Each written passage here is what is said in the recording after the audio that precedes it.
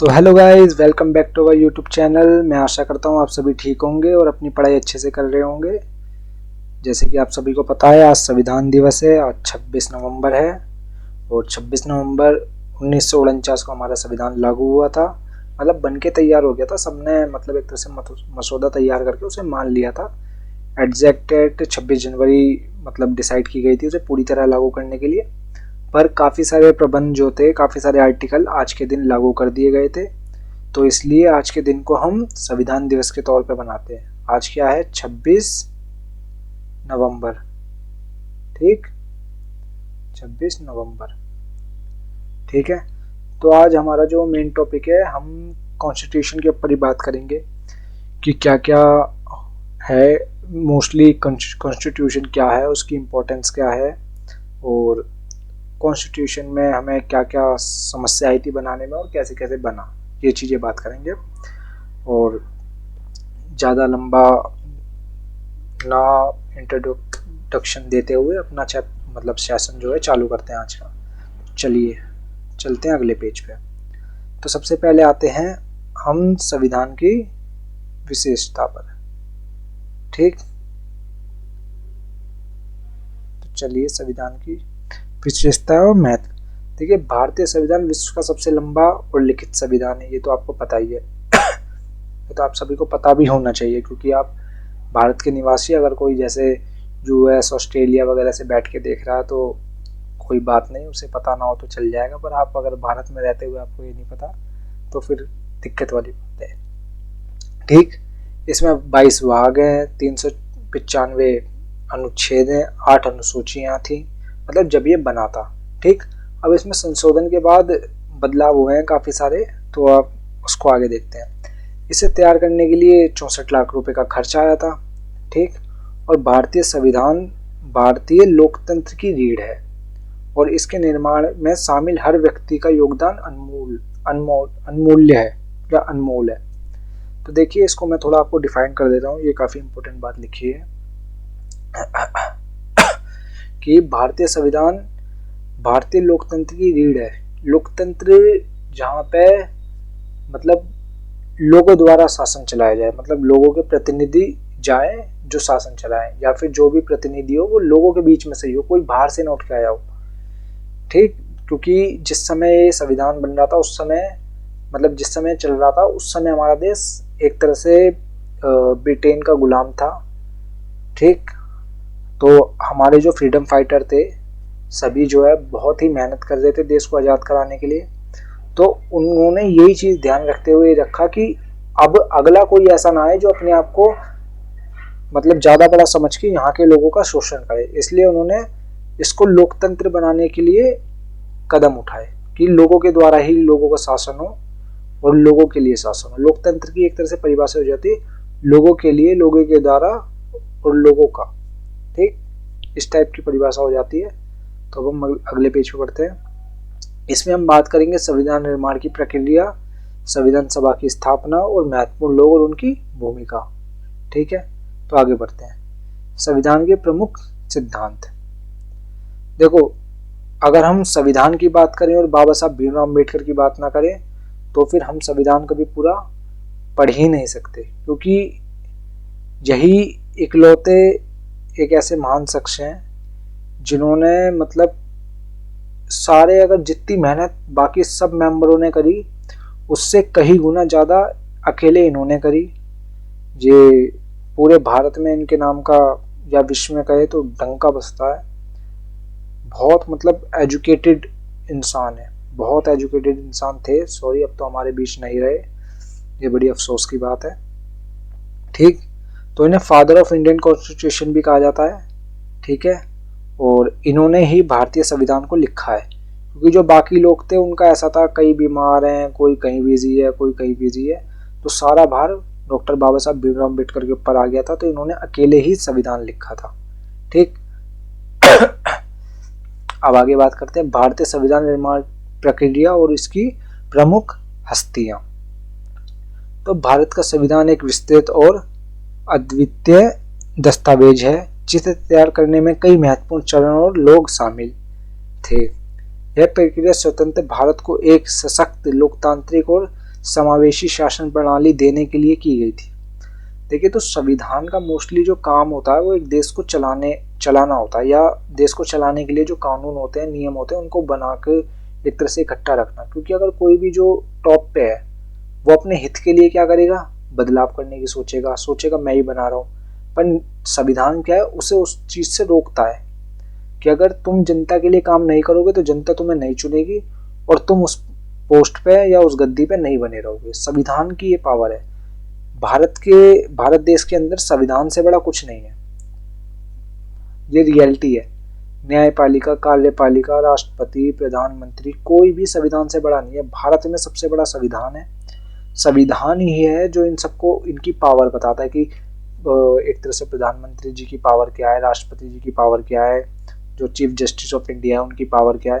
हालांकि इनकी पावर को अलग अलग बांट रखा है, जिससे कार्यपालिका, न्यायपालिका और विधायिका एक साथ मिले ना, मतलब कार्यपालिका विधायिका के साथ मेल ना खाए, मतलब उनके साथ उनकी तकरार ना हो, न्यायपालिका की विधायिका के साथ और विधायिका की कार्यपालिका के साथ, इससे। और न्यायपालिका को स्पेशली स्वतंत्र रखा गया है, जिससे कोई उसके ऊपर दबाव ना बना सके। जैसे आप समझिए कि विधायिका में कुछ एमएलए बैठे हैं, अब सोचिए जज जो है वो उन्हीं का आदमी है, तो फिर क्या उनके खिलाफ वो एक्शन ले सकता है? नहीं लेगा। पर अगर जज एकदम स्वतंत्र है तो वो एकदम स्वतंत्र निर्णय लेगा जो सही होगा, ठीक।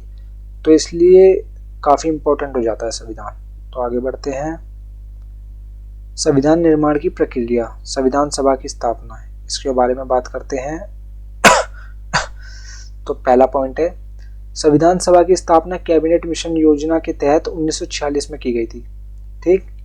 तो कैबिनेट मिशन आया था, ठीक, उसके तहत 1946 में की गई थी और इसको बनने में 2 साल 11 महीने 18 दिन लगे थे, जैसा कि मैं अभी पीछे स्टार्टिंग के पेज में ही बताया था। और आपका संविधान की पहली बैठक 1946 में शुरू हो गई थी, ठीक। तो यही था।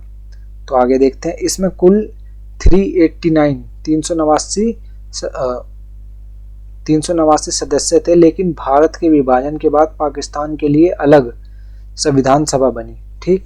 जो पहले जो डिसाइड हुआ था उसमें कितने थे, 389 सदस्य चुने गए थे। लेकिन जब भारत से पाकिस्तान विभाजित हुआ ना, तो क्या हुआ, उसके लिए फिर एक अलग संविधान सभा बनाई गई, ठीक। फिर उसमें क्या था, भारत के लिए 299 सदस्य बचे थे, मतलब 389 से 299 सदस्य बचे थे जो भारतीय संविधान सभा में थे, ठीक। इस सभा में सभी प्रांतों और विभिन्न समुदायों का प्रतिनिधित्व सुनिश्चित किया गया। मतलब क्या था, जो सभा थी उसमें सभी प्रांतों के विभिन्न समुदायों, मतलब हर तरह के समुदाय का प्रतिनिधित्व जो था वो सुनिश्चित किया गया था कि कोई रहे ना। महिलाएं भी थी इसमें, आदिवासी भी थे, और मतलब सब तबके के आदमी थे, ठीक। ये था, ठीक है। तो पहली बैठक की बात करते हैं। तो पहली बैठक हुई थी हमारी संविधान सभा की पहली बैठक 9 दिसंबर 1946 को हुई थी। हालांकि मैंने आपको पीछे बताया 1946 में बैठक चालू हो गई थी। तो पहली बैठक जो 9 दिसंबर 1946 को, दूसरी बैठक 11 दिसंबर 1946 को और तीसरी बैठक 13 दिसंबर 1946 को हुई थी, ठीक। तो पहली बैठक में इसमें राजेंद्र प्रसाद को संविधान सभा का अध्यक्ष चुना गया, ठीक है। पहली बैठक में सबसे पहला काम क्या हुआ, डॉक्टर राजेंद्र प्रसाद को संविधान सभा का सदस्य मतलब एक तरह से अध्यक्ष चुन लिया गया था, ठीक। और इस बैठक में प्रमुख मुद्दे जैसे स्वतंत्रता, समानता और धर्मनिरपेक्षता पर चर्चा की गई थी। तो इस बैठक में किन चीजों पर बात की गई थी, स्वतंत्रता, समानता और धर्मनिरपेक्षता, मतलब इन चीजों पर बात की गई थी, ठीक। और पहली बैठक में और भी काफी सारी चीजें हुई थी, जैसे कि जो आपका संविधान लिखेगा कौन, संविधान में क्या क्या चीज होंगी, इन सब बातों पर भी बहुत सी बातें हुई थी। क्योंकि हमारी एक लिमिटेशन है तो हम इतना सब कुछ नहीं लिख सकते इस पे, हालांकि हम बता सकते हैं। तो यही है, और भी काफी सारी बातें हुई थी। अब हम करते हैं सबसे इम्पोर्टेंट चीज की बात। आप चाहें तो इसे स्टार मार्क कर सकते हैं, ड्राफ्टिंग कमेटी का गठन, ठीक। ये वह कमेटी है जिसने असलियत में संविधान लिखा। बाकी जो लोग हैं वो अपना अलग ही कुछ काम कर रहे हैं, पर संविधान लिखने का असली काम ड्राफ्टिंग कमेटी ने किया था। और जिसके अध्यक्ष कौन थे, डॉक्टर भीमराव अंबेडकर जी। ठीक। संविधान सभा का प्रारूप को तैयार करने के लिए 29 अगस्त 1947 आप देख रही है, पहली बैठक कब हुई, 9 दिसंबर 1946। पर ड्राफ्टिंग कमेटी कब बनी, 29 अगस्त 1947। ठीक, को ड्राफ्टिंग कमेटी का गठन किया गया, ये लगा लिए कम से कम 9 से 10 महीने बाद। ठीक, इसके अध्यक्ष डॉक्टर भीमराव अंबेडकर जी थे। ठीक, जिन्हें भारतीय संविधान के जनक फादर ऑफ इंडियन कॉन्स्टिट्यूशन कहते हैं, ठीक, के रूप में भी जाना जाता है। ये वही बात है जो मैंने आपको आगे बताई थी। ठीक है, तो संविधान का मसौदा तैयार करना, देखिए संविधान को तैयार करने में लगभग 2 साल 11 महीने 18 दिन का समय लगा था, ये मैंने आपको पहले बता चुका हूँ। संविधान सभा की कुल 11 बैठकें हुई, जिनमें से 114 दिन चर्चा की गई। ठीक है, तो 11 बैठकें हुई जिसमें से 114 दिन तक चर्चा की गई थी, और 26 नवंबर 1949 को संविधान को अंतिम रूप दिया गया और 26 जनवरी 1950 को इसे लागू किया गया। हालांकि इसमें मैं एक चीज ऐड कर दूं कि 26 नवंबर 1949 को ही संविधान के कुछ भाग को लागू कर दिया गया था। ठीक है, और पूरी तरह जो संविधान लागू हुआ था वो 26 जनवरी 1950 को हुआ था, क्योंकि 26 जनवरी कांग्रेस के लिए काफी इंपॉर्टेंट दिन था। ठीक, 26 जनवरी 1930 में नेहरू जी ने कहा था कि हम एक तरह से पहले ही 1930 में अपने आप को स्वतंत्र घोषित कर दिया था, मतलब मान लिया था, सबसे पहले झंडा फहरा दिया गया था। तो इसी वजह से 26 जनवरी जो वो डिसाइड की गई थी डेट कि पूरी तरह जो संविधान है वो 26 जनवरी को ही लागू होगा, इसलिए। ठीक है, तो आगे बढ़ते हैं। महत्वपूर्ण लोग और उनकी भूमिका। तो देखो, महत्वपूर्ण लोग में सबसे महत्वपूर्ण जो आ जाते हैं वो आते हैं डॉक्टर भीमराव अंबेडकर। हालांकि मैंने आपको पहले भी इनके बारे में बता दिया है। ये संविधान सभा की ड्राफ्टिंग कमेटी के अध्यक्ष थे। इन्होंने सामाजिक न्याय, समानता और दलित अधिकारों को संविधान में प्राथमिकता दी थी। देखिए, इसमें एक चीज छोड़ दी इन्होंने, इन सबसे ज्यादा एक चीज के ऊपर गौर किया गया था, वो था महिला सशक्तिकरण। ठीक, महिला सशक्तिकरण को इन्होंने सबसे ज्यादा प्रमोट किया गया था। महिलाओं की हालत उस समय काफी निर्दयी थी हिंदुस्तान में, तो उनकी हालत को सुधारने के लिए सबसे ज्यादा काम डॉक्टर भीमराव अंबेडकर जी ने किया था। ठीक, और जो भी उनको अधिकार मिले बाद में या उस समय, ये सिर्फ डॉक्टर बाबा साहब अम्बेडकर की जिद थी कि महिलाओं को अधिकार मिलने चाहिए। ठीक है, महिलाओं को मतलब एक तरह से इंसान का हक दिलाया था बाबा साहब ने। अगर आप 1900 जब ये संविधान लागू नहीं हुआ था उससे पहले की हालत आप देखेंगे ना, तो महिलाओं की काफी बुरी स्थिति, जैसे सती प्रथा जैसी, अगर आप और थोड़ा पहले चला जाएंगे तो मतलब बहुत ही बुरी स्थिति थी।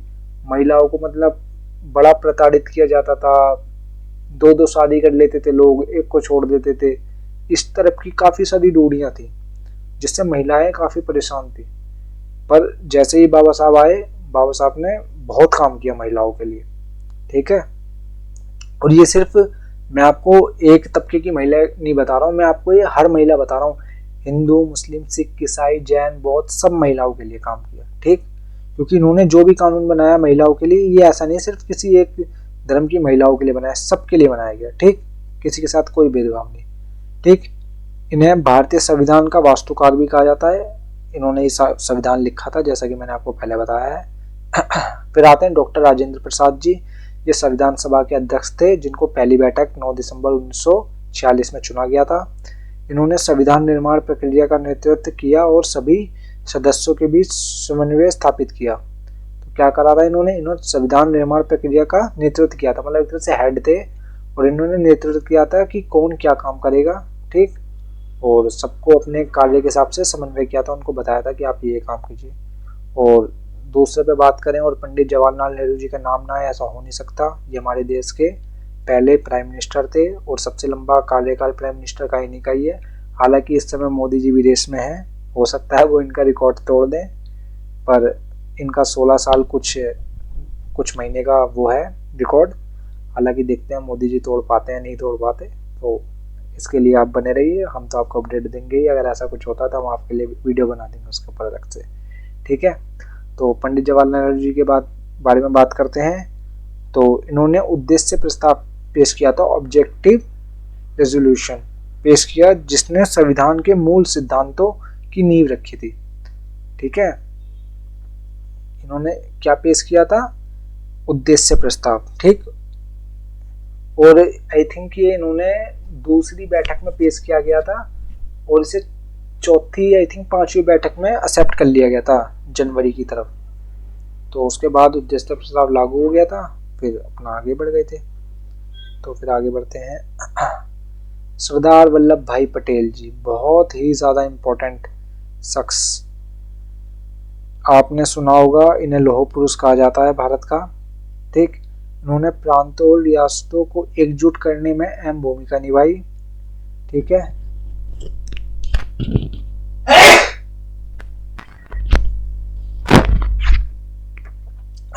सॉरी, इन्होंने प्रांतों और रियासतों को एकजुट करने में अहम भूमिका निभाई थी। ठीक, भारतीय संघ के संघीय ढांचे को मजबूत किया। मतलब पहले क्या था, भारत काफी सारी प्रांतों में टूटा हुआ था, हर कोई प्रांत रियासत, तो कोई भी अपना ताकत क्यों छोड़ना चाहेगा, जो भी वहां के राजा थे वो अपनी ताकत क्यों छोड़ना चाहेंगे। तो इन्होंने ही अपनी बुद्धि का प्रयोग करके उन सबको भारत के अंदर एकजुट करा। वरना आज हमें देखते कि हमें हैदराबाद या कई महाराष्ट्र जैसे या झारखंड जैसे इलाकों में जाने के लिए वीजा की जरूरत पड़ती, क्योंकि वो एक होते नहीं, तो फिर हमें क्या लेना पड़ता, हमें फिर वहां के लिए वीजा लेना पड़ता है, जैसे नेपाल के लिए लेना पड़ता है, नेपाल या किसी और जगह जाए तो। पर हम अभी वो स्टेट है भारत का हिस्सा है, तो हम बिगड़ उसके जा सकते हैं ना, हमारा कोई अलग से चार्ज लगेगा, बस अपनी गाड़ी में तेल डलवाओ और चल दो।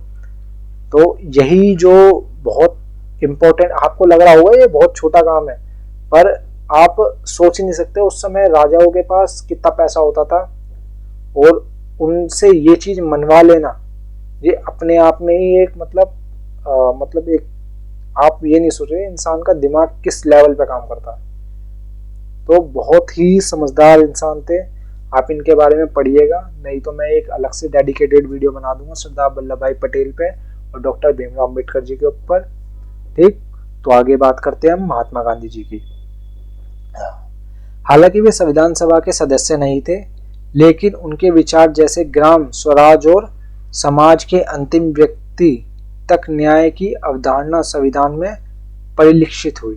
ठीक, हालांकि मेन चीज ये है, गांधी जी का संविधान में कोई ज्यादा बड़ा रोल नहीं था और ना ये डायरेक्ट कभी सदस्य थे संविधान सभा के। ठीक, और अगला बात करते हैं हम अल्लादी कृष्ण स्वामी अय्यर और के.एम. मुंशी जी की। इन दोनों के विधि विशेषज्ञता प्रदान की और प्रारूप को तकनीकी रूप से मजबूत बनाया। ठीक, फिर अगला बात करते हैं हंसराज मेहता, हरेंद्रनाथ मुखर्जी और श्यामा प्रसाद मुखर्जी। ठीक है, इन नेताओं ने भी विभिन्न विषयों पर बहस में सक्रिय भाग लिया।